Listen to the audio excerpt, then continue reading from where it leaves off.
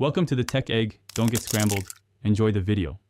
In this video, I will explain how to text on Xbox Roblox. First, make sure your Xbox Live privacy settings permit communication with other players. This is a crucial initial step to ensure your messages can be sent and received. Next, launch the Roblox application on your Xbox console and select a game. Most games allow in-game chat, which is where you'll be typing.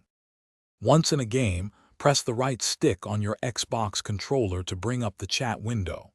This action will also activate the virtual keyboard on your screen. Use your controller to navigate the letters and symbols, carefully typing out your message. It might take a little practice to get fast, but it's straightforward. Press the A button to select characters and the B button to delete. For quicker interactions, many Roblox games offer a quick chat feature. This allows you to select from a list of preset phrases instead of typing everything out. Look for an icon or a specific button prompt, often indicated on the screen, to open this menu. These options are great for sending common messages like hello, thanks, or good game without slowing down your gameplay.